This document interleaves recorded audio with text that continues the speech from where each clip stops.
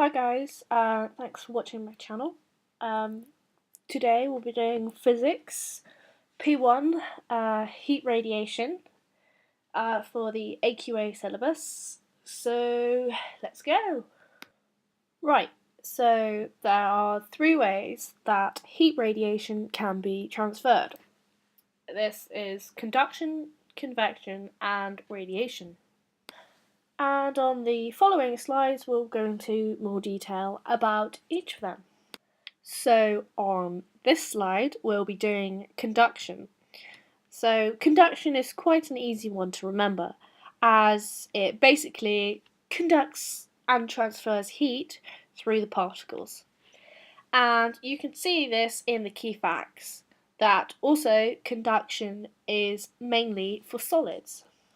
As you can see from the giant ticking cross drawn by me, that metals are the best for conduction, due to the close connection and forces to the other atoms that are packed near them. This happens like a chain reaction.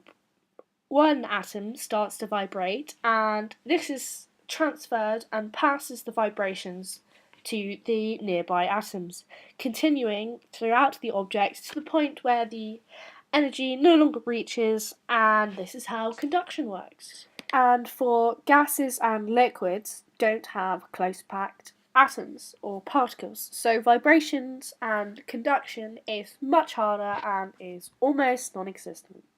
So now moving on to convection. Convection is the transfer of heat in solids and liquids. Common facts are that heat rises and cold sinks, due to my lovely diagram.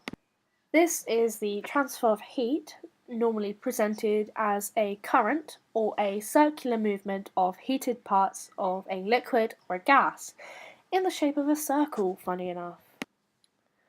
When a liquid or gas is heated, it expands. And from the previous slide, we know that when something is heated, it gains more energy, resulting in rising. So the more heated particles that rise into the cold areas, which condenses the hot liquid or gas particles, making them sink, and this is how a convection current works. Now we're moving on to radiation. Radiation is the transfer of heat by infrared radiation. In this case, infrared radiation is an emission from a surface of an object. Imagine a campfire. You can feel the heat from quite a distance without touching the flame. This is an example of heat radiation via infrared. I have put in a picture of the sun for an example of infrared radiation for the transfer. As said in the GCSE Physics AQA Revision Guide, and I quote, "All objects are continually emitting and absorbing infrared radiation. An object that is hotter than its surroundings emits more radiation than it absorbs as it cools down. And an object that is cooler than its surroundings absorbs more radiation than it emits as it warms up." It is key to know that infrared radiation is the heat transfer from solids, liquids, and gases, as they can all emit and absorb radiation. There will be another video on infrared radiation and the electromagnetic waves, but that will go into more detail then.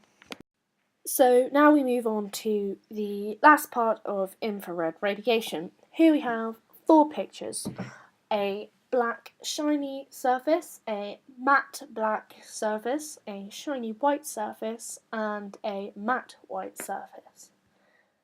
A thing you've just got to know is that matte black is the best absorber of infrared radiation, as matte means it's not shiny, so it doesn't reflect any infrared radiation. And you'd know that the shiny white surface is the best reflector of infrared radiation, as I just previously mentioned.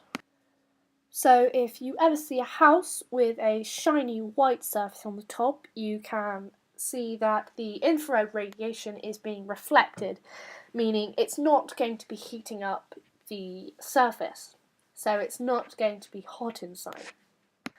And if you saw some matte black pipes, which are most probably water heaters, you would know that the matte black absorbs the most infrared radiation, meaning the heat would be absorbed, heating up the water. Thanks for watching. This is my AQA Physics P1 heat radiation, and I'll see you in my next video.